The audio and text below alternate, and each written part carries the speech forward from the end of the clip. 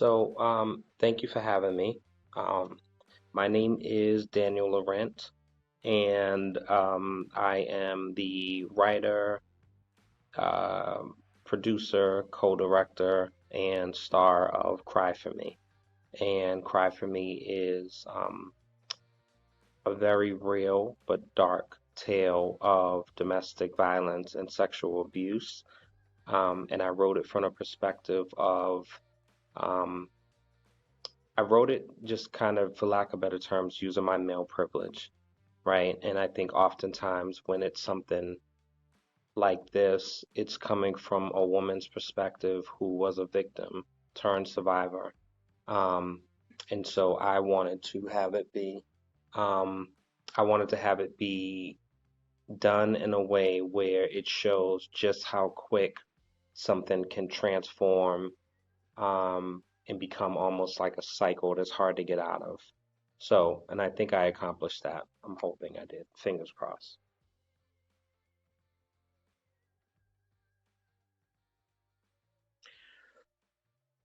Um, no, I think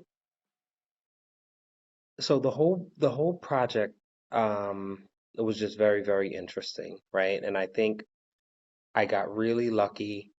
Um, and I forgot what the saying is, but it's, you make a plan and then God laughs at it or something like that, right? Um, so I had this plan, I had everything drawn out, I had a director who did an amazing job, right? And so it literally was a three-person crew. So it was me, the director, and the actress Leah Nicole, and that's it, right? So we all kind of served as script supervisors. Um, the director was the sound guy, the lighting guy, color grading editor. He did everything, right? One-stop shop. Leah did the set design. She did her own makeup. She did the makeup of the bruise on her neck.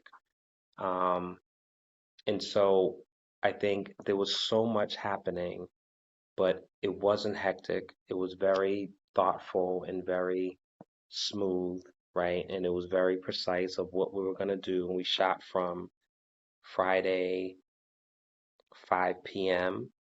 And we might have wrapped at maybe like 2 in the morning, right? Then we woke up Saturday morning, had breakfast, started at 11, went until maybe like 10 or 11. And then Sunday, we got a couple of quick shots, some exterior stuff. Um, but the film was essentially shot in 2 days, um, with no crew. Um, so, I think the anecdote, in my opinion, is just, I think having a vision, um, a little bit of prayer, and some luck, um, and just being very vigilant on what your message is. And when I tell you everything that could have went wrong with this film, as far as like the prep stages, everything that could have went wrong. So everything from dates changing, whether um, the actress who was supposed to be in it, we were supposed to shoot Friday, Wednesday, she ended up getting COVID, right? And so the house was already booked. The house was very expensive. The house is another character in the film, but it was very, very expensive. And I couldn't cancel because I would have lost money. Um, but again, it's just I felt it was important to do. And so, you know, um, I just want to inject good into the world, and even though it's a dark subject, I think I wrote it in such a way where it conveys hope, um, it conveys possibilities, it lets people know that they're not alone. And I think there's a lot of shame. I literally just spoke to someone 5 minutes ago before this call because they want me on a panel, and she herself is a survivor, and she was in a relationship for 3 years, and she was a victim of domestic violence, and is actually her child's father, right? So, you know, um, it's just one of those things where I'm just trying to be very, very adamant and clear on drawing a line in the sand, right? And when people think of domestic violence, they think of like punching. You're punching your woman in the face, right? And men get abused too, but not in the same numbers. It's not reported the same. Um, but there's so many other levels before the physical, right? There's the emotional, there's coercive control, there's, um, you know, deleting and depleting your bank account and making it so you have no options. It's taking your cell phone, it's opening your mail, it's all that type of stuff. So, I just want to try to not only bring awareness, but have real conversations with men um, in the way that I can have them, and hopefully try to course correct some things. That was a very long answer, sorry. But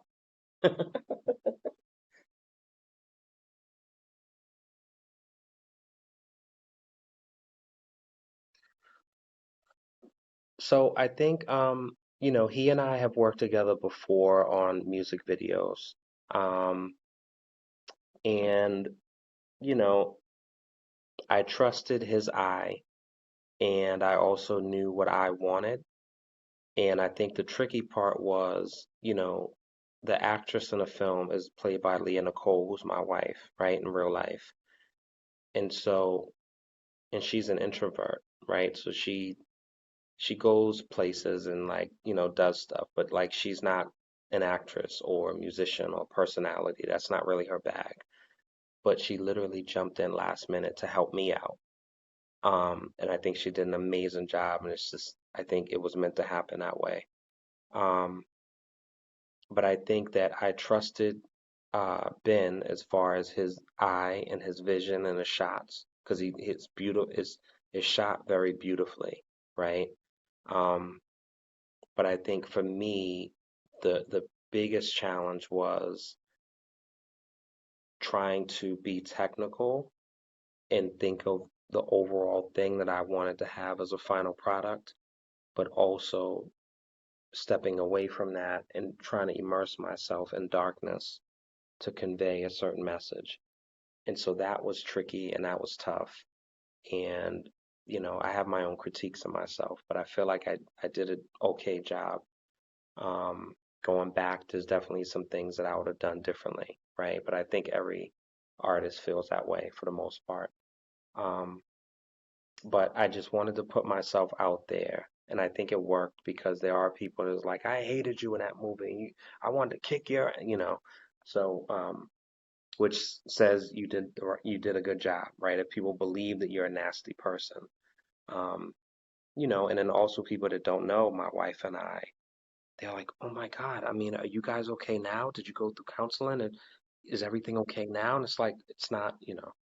Um, but even, something technical, and I didn't realize until after we shot it, um, people were saying because you are married and because there's certain scenes where she's calling me by my name or I'm calling her by her name, it's going to be assumed that this is a true story. And I never even thought of that. I'm just like, oh, you're right.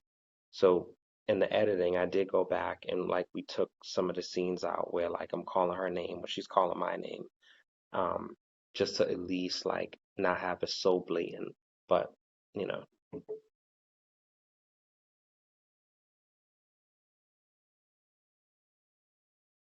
um, so I think my tips when it comes to this,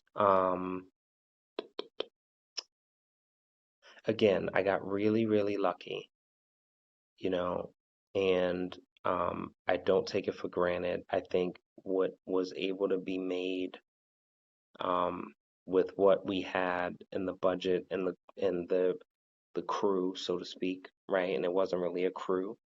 I think it's all just like serendipitous and just like it was meant to happen, right? I don't think it happens this way just ordinarily. You don't just put out an ad on Craigslist and say, "Hey, I'm looking for a film director," and then you get some guy that's brilliant and he's also able to color grade and do sound and edit and all that type of stuff. It just doesn't happen that way.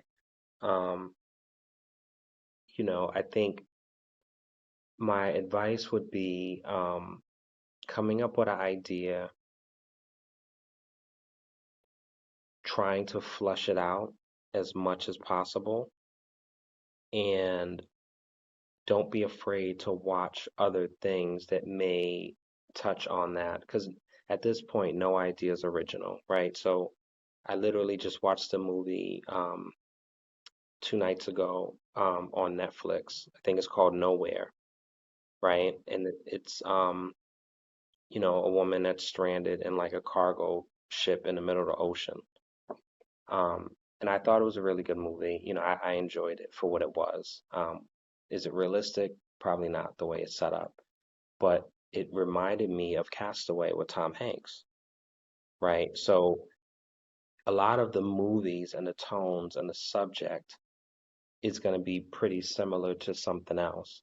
But my the beauty of art is that you can be inspired by something and put your own twist on it.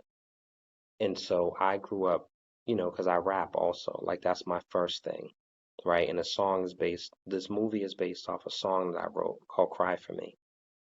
And so growing up with the people I was inspired by, you couldn't sound like those people. Otherwise, like you wouldn't be accepted and you'd be made fun of. Today it's different where everyone kind of sounds the same and everyone raps the same or whatever.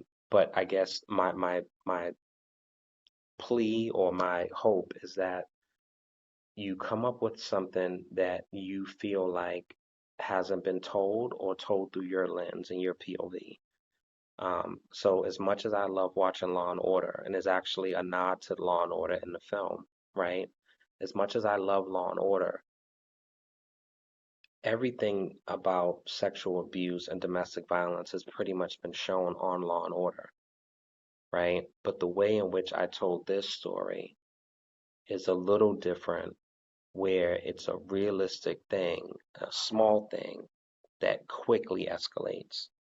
And the difference is I wanted to be very, very deliberate and mindful to not show violence towards her in the film. So it's all implied, right? So it's more of Alfred Hitchcock approach where like you don't see and I love Saw, right? Saw is very gory and you see like eyes popping out. Um, but I wanted to do it where you don't see me physically hit her, but you know that that's getting ready to happen, right? And I think that that is more impactful than you physically seeing me, you know, throw a fist and then all of a sudden, you know what I mean? Like I didn't feel like doing that.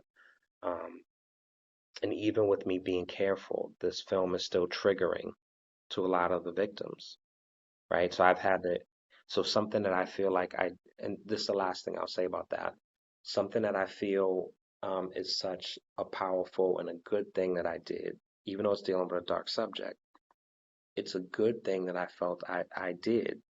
However, it still, when certain people see it, it harms them, which then makes me sad because that wasn't my intention. I don't want anyone to be upset about something I created.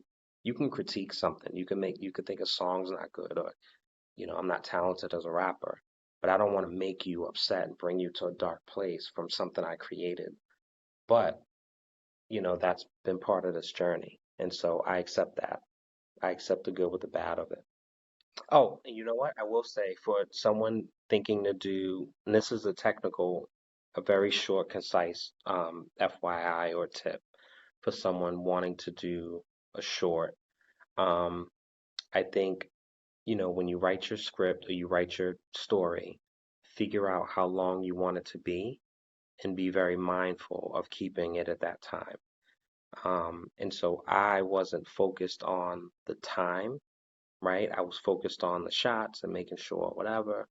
And then as we edited it, we pretty much shot what we used, right? There's some stuff that we didn't use. But by this film being 20 minutes and 1 second, there are a good chunk of festivals that I wasn't able to submit to because it needs to be under 15 minutes or it needs to be 12 minutes or whatever. So be mindful of the time. If you can try to get a short in 12 or 13 minutes, I think that's probably like the sweet spot. right? And I wasn't thinking from a festival curator standpoint of having all these films and you're trying to place them. And if you have a film that's 20 minutes and 25 minutes and 30 minutes and like it's really difficult versus 10, 10, 10, 10, 10. So that's my advice. I think when you come up with something, be very clear about the time that you want it to be, and do some research of different festivals, maybe and different shorts, and look at what other people did. Um, and don't try to recreate the wheel and just be mindful. And if you're not able to get into those festivals because of the length of your film, just be okay with that and know before you make it, right? So that's what I'll say.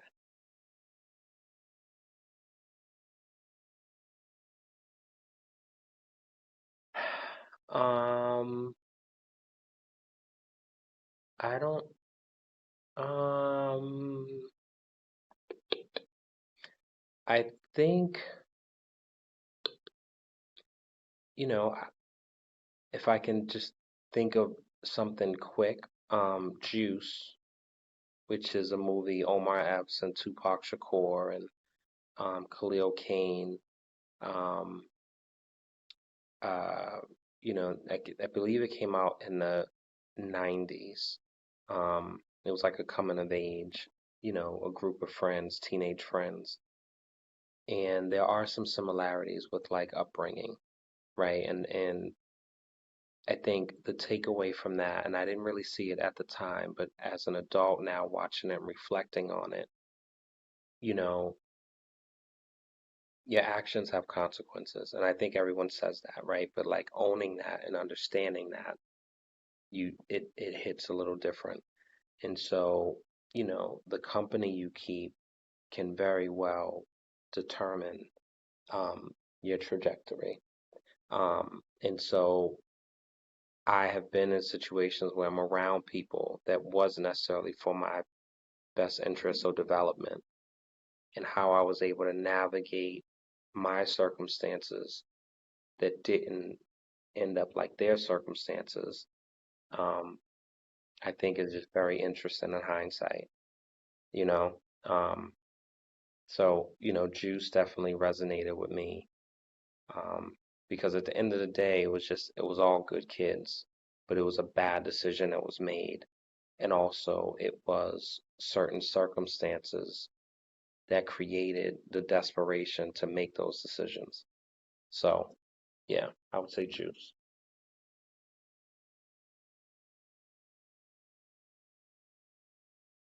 Um, so one last word. So I think, hopefully you watch and enjoy my film Cry for Me.